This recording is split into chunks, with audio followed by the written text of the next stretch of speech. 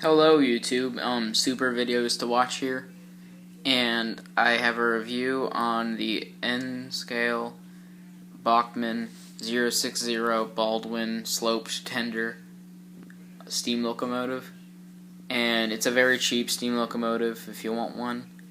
This cost me about $45 at a train show, but commercially they're about $60.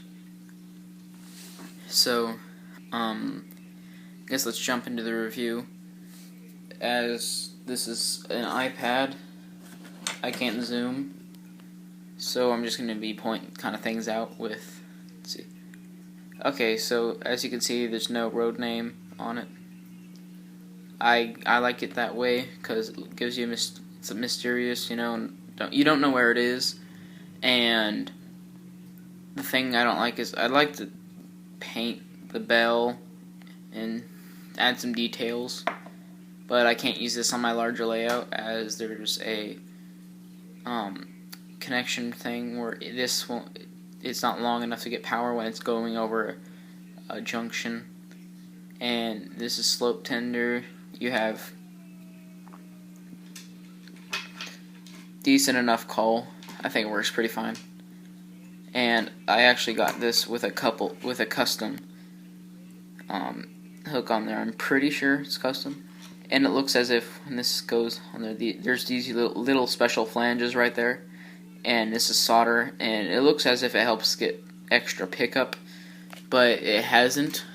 Like, it doesn't really do that. It doesn't seem like it does that, but it looks like it's supposed to do that. Maybe this is a test, but it works. And sorry, I'm doing this one-handed. I have to hold up the iPad. And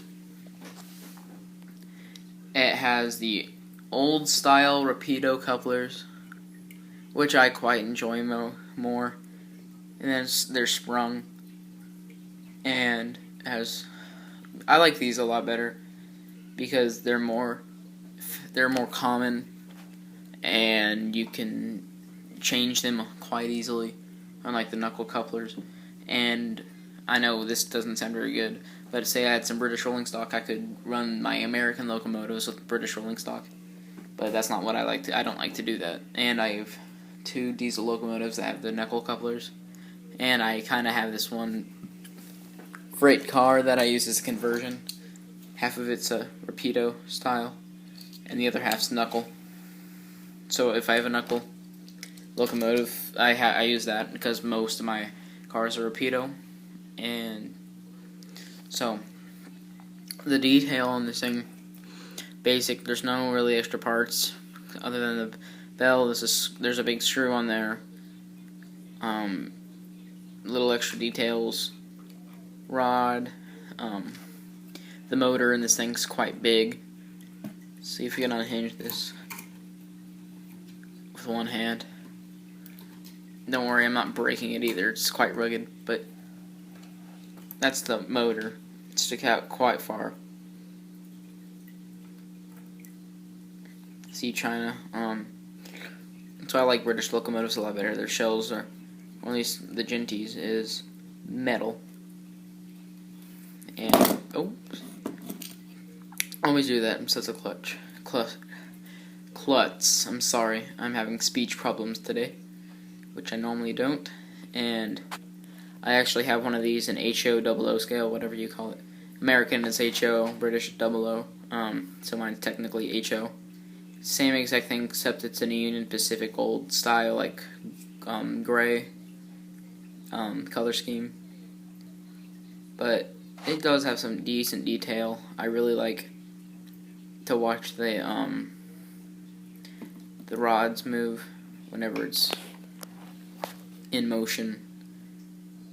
And it's quite complicated because one time I took it apart to see what it looks like in here.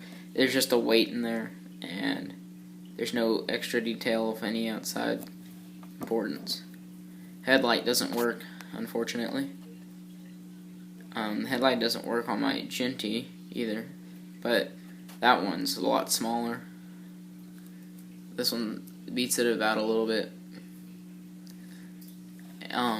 Underneath it, you can just see gears. You can see the spring in the front. No cab detail at all, other than the windows. Other side, same stuff. Then let's look at the tender, which has, let's see if we can get it to focus a little more. Get some more light in this thing. There's a shovel detail there, rivets, but there's even detail underneath it, which I quite like. It's a cheap locomotive, decently detailed,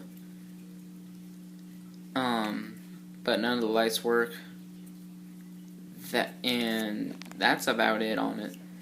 This locomotive's a great runner. It runs very smooth on DC, very slowly. I used to run this thing at probably about 30 miles per hour on my MRC 200 DC controller, which is about right there. Well, it's a little more, maybe 35, but this is the speed it would go at.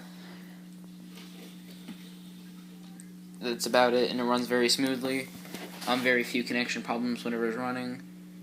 And that is it for this review. So, guys, thanks a lot. Comment, rate, subscribe.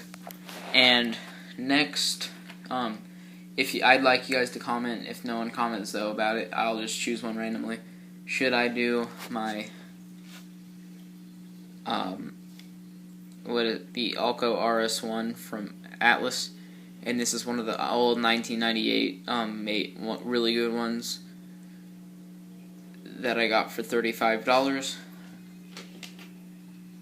or the Santa Fe F9 that I kind of tried to weather, but weathering does not look good on a Santa Fe war bonnet scheme F9. So your guys' choice. I'll do whatever. If even one comment says one of them, I'll do it. Unless there's an argument, then I'll just, if there's two people, if it's even, I'll just choose it. But thanks, guys. Comment, rate, subscribe. Bye.